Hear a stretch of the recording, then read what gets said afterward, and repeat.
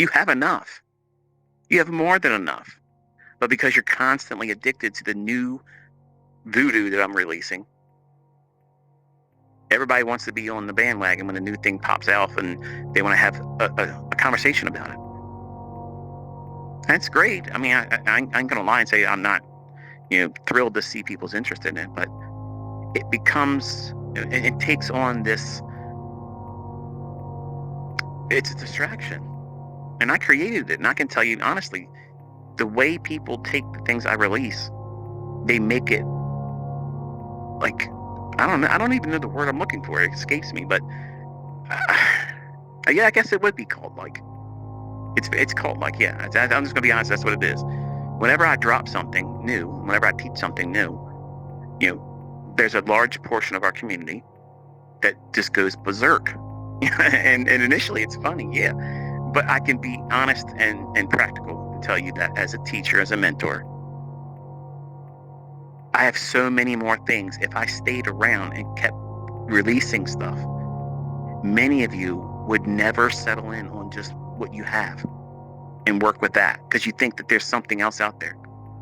Look at that. I mean, he released a silver bullet. Look at that. It's perfect. It's time. I know when it's going to form. And for many, that was a big concern. Like, when does it form? When do these order blocks? What's the right order block? Because really what you're asking is, what is the setup that's never going to take a loss? And I can trust that it's going to move in the right direction that bias is indicating. Well, here's the thing. I only have things that go in a 90%. But there's 10% likelihood I'm going to fail at it. The trade won't go exactly where I want it to. It might go in a position or a trade movement that'll allow me to take profit. But it doesn't go always to my best case target.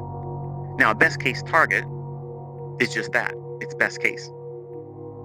But I have conditioned myself over 30 years to take enough and be content with that.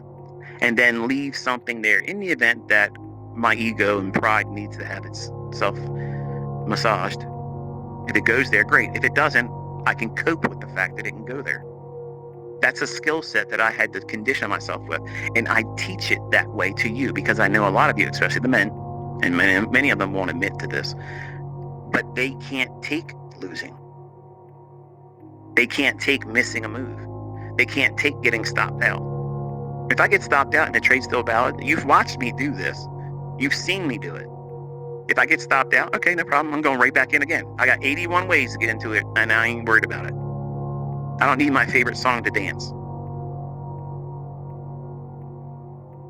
All I'm looking for is a reason to justify a trade still being valid. And that's all you're doing. But what is it that you're complicating it with? You're trying to bring everything. You're trying to bring everything that I've ever talked about, and probably some of the stupid shit that you bring in, like I tried to bring in when I first started. But I really like bull flags. I really like bull flags. I want to put this in. No. I lost money trading bull flags, even in bull markets. Where was I losing that at? When it would trade down into a busy.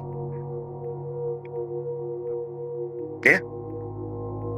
Look at them. Many times they look just like that. And I thought that they were bull flags. No.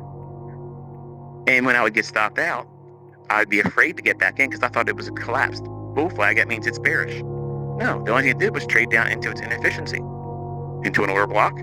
It shot past what would otherwise be viewed as initially a bull flag and then ran real quick. Well, at that point, I'm demoralized. What's going on here? I'm doing something wrong. They're teaching me the incorrect stuff, and I'm trying to do this, and I can't win. And then I would project that in my personal life.